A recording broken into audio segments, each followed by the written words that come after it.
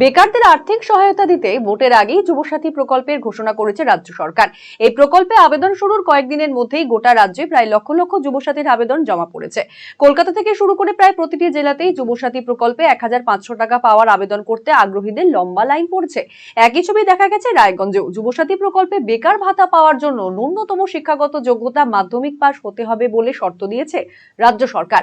যদিও যুবসাথীর লাইনে MA pass, PhD সম্পূর্ণ করা উচ্চ শিক্ষিত বেকারদেরও প্রচুর সংখ্যায় দেখা যাচ্ছে।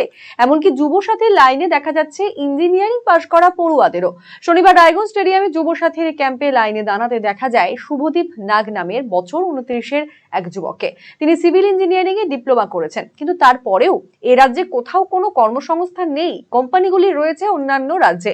তিনি বাবা মায়ের একমাত্র সন্তান, তাই বাবা মাকে ছেড়ে অন্য রাজ্যে যেতেও পারছেন না। সেক্ষেত্রে পশ্চিমবঙ্গে ভাতার পরিবর্তে কর্মসংস্থানের ব্যবস্থা করলে ভালো হতো বলেই দাবি তার। যুবসাথীর লাইনে এই যে টাকাটা দেওয়া হচ্ছে গভর্নমেন্টের তরফ থেকে, কি কতটা উপকার হবে মনে হয়? উপকার তো হবে, মানুষের একটু সচ্ছলতা বাড়বে। এই দেওয়ার টাকা তো কম হলেও কিন্তু লাগবে কাজে, মান্থলি একটা কাজে লাগবে। আপনি পড়াশোনা কতদূর করেছেন? আমি ডিপ্লোমা আছে, গ্র্যাজুয়েশন আছে, আইটিআই আছে। কিসে করেছেন? আমি সিভিল ইঞ্জিনিয়ারিং বিটেক করেছেন? ডিপ্লোমা করেছেন। সিভিল ইঞ্জিনিয়ারিং ডিপ্লোমা করে তারপরে এই লাইনে দাঁড়াতে নেই, সংস্থান নেই তো, কর্মসংস্থান নেই। কোথায় কোনো একটা দেখুন, আমি সার্ভেয়ারে আছি, এখানে একটা টোটাল স্টেশন আমি যে কাজগুলো করি সেই কাজগুলো এখানে কোথায় হচ্ছে? এখানে একটা কোথাও নেই আমার লোকালের মধ্যে। এবার বাড়ির বাবা মা আছে, বয়স হয়েছে, তাদেরকে ছেড়ে তো আমি একমাত্র ছেলে, আমি যেতে পারবো না।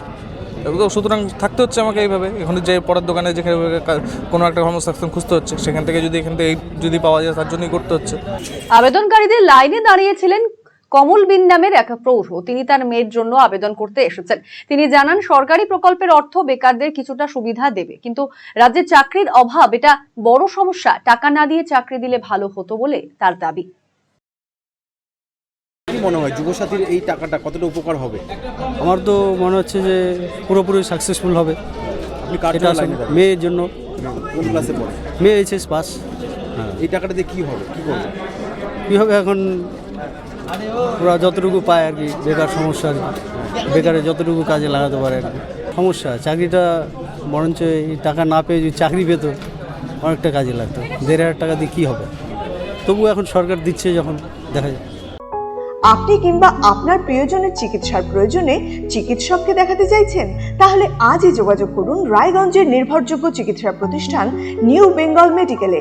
স্বাস্থ্যকর পরিবেশে শহরের বুকে সেরা পরিষেবা পেতে নিউ বেঙ্গল মেডিকেল আপনার পাশে রয়েছে সবসময়। প্রথম শ্রেণীর ঔষধ সম্ভারের পাশাপাশি এখানে রয়েছে অস্থি সমস্যা সমাধানের নানা সরঞ্জাম। এই প্রতিষ্ঠানে নিয়মিত বসছেন সুপ্রতিষ্ঠিত অস্থিরোগ বিশেষজ্ঞ ডক্টর অনুপ বর্মন এবং প্রখ্যাত কনসালটেন্ট ফিজিশিয়ান ও cardio diabetologist doctor Bhabatosh Saha. বিস্তারিত জানতে আজই যোগাযোগ করুন new Bengal medical, Satsang road, Ukilpara, Raiganj, Uttar Dinajpur. যোগাযোগ 9382968820।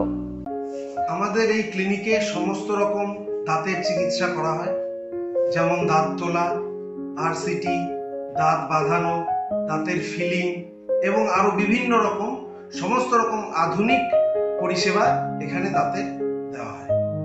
রায়গঞ্জ তথা উত্তর দিনাজপুর জেলার প্রখ্যাত দন্ত চিকিৎসক কালিদাস সাহার দন্তসাথী এখন আরো আধুনিক ও উন্নত মানের পরিষেবা নিয়ে এসেছে সকলের জন্য। অত্যাধুনিক টেকনোলজি নির্ভর এই সুপরিচিত অ্যাডভান্স ডেন্টাল ক্লিনিকে এখন নিয়মিত বসছেন ডক্টর কালিদাস সাহা ও ডক্টর অরিত্র সাহা। অ্যাপয়েন্টমেন্টের ভিত্তিতে বসছেন ডক্টর অর্ণব সাহা ও ডক্টর অঙ্কিতা পাল সাহা।